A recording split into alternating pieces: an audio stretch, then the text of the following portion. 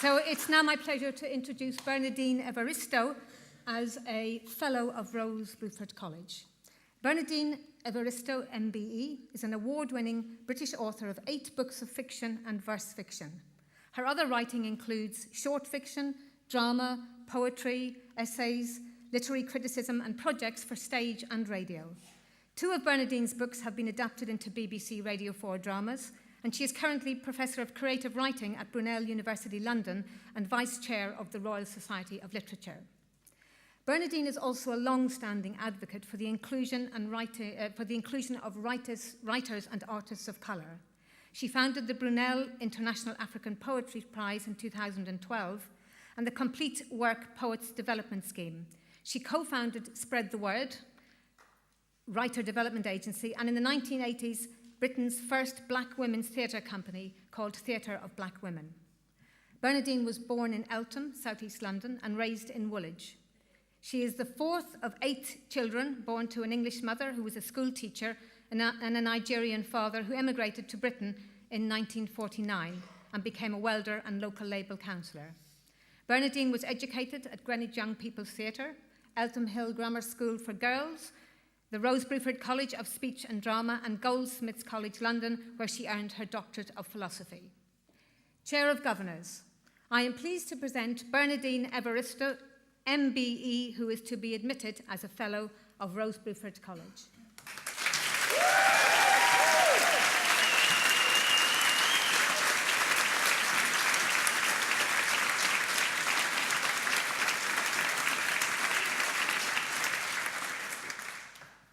By virtue of the powers invested in me, I am delighted to admit Bernadine Evaristo MBE as a Fellow of Rose Bruford College.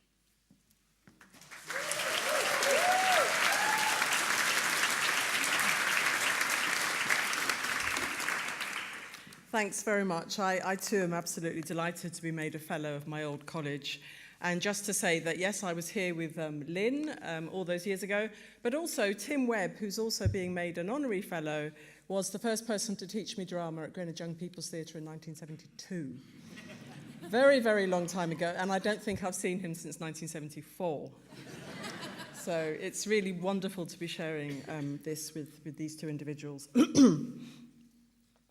As a student at Rose Bruford College of Speech and Drama, as it was then called nearly 40 years ago, I learnt lessons and skills that still propel me forwards today. As well as training us to be actors and working on extant plays, the Community Theatre Arts course, CTA, was also designed for students to create theatre for and about different constituencies, theatre that would not otherwise exist. This was long before the blurring of the aesthetic and political boundaries between so-called fringe and so-called mainstream theatre. As one of 5 black women on the CTA course, an astonishing number of students of colour for the time, it seemed inevitable that we would get together and produce a play about our lives, which we did in our 2nd year, called Coping, directed by Yvonne Brewster, who later founded Tallowa Theatre Company. We toured Coping briefly outside of the college. By the time we graduated into a climate where there was very little work for us beyond the usual stereotypes, 3 of us, Paulette Randall, Patricia St-Hilaire, and myself, formed our own company, Theatre of Black Women, which went on to produce touring plays from 1982 to 1988. At Bruford's, we had an amazing roll call of role models as tutors, mostly women, and most of whom had worked with, founded, and/or ran alternative theatre companies, such as Anna Furs, founder of Blood Group, Jude Alderson, founder of the Sadista Sisters, Sarah Hardy, a founder of Hormone Imbalance Lesbian Troupe, as well as Sue Parrish, who is still artistic director of Sphinx, formerly the Women's Theatre Group, and Libby Mason, who'd worked with Gay Sweatshop and became AD of Theatre Centre, as well as Hazel Carey and Lynn Darnley, who founded Loose Change. At Rose Bruford, I learned to do my own thing and was encouraged to develop confidence in what I had to say as a woman of colour in a predominantly white country, and to find ways to express myself in creating theatre that was germane to who I was in the world, as opposed to straitjacketing my creativity into what was expected. As a result, I decided to make my career happen for itself while dodging the inevitable obstacles that we come up against. I've since learnt that self-motivation, self-reliance, community partnerships and networks, resourcefulness and resilience are all qualities that will sustain a lifelong career in the arts.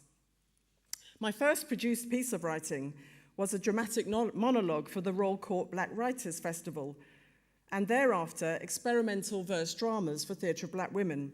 By 1988, I'd left theatre behind and found that my creative expression as a writer of books was ultimately more fulfilling and self-determining for me. I published my first poetry book in '94, then a various number of books in different genres. My subject matter is always around the African diaspora, my forms more experimental than not. And I don't think I would have had this career if I had not studied on the Community Theatre Arts course all those years ago.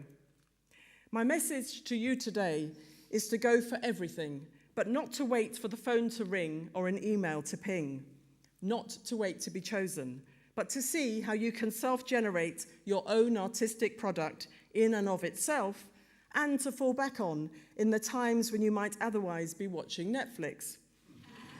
Whether it's curating your own projects with others or even on your own, learning how to do your own thing might be the key to not giving up when times get tough, but successfully spending the rest of your life practicing and developing your passion for the arts, and through that, as we've already heard, making a difference.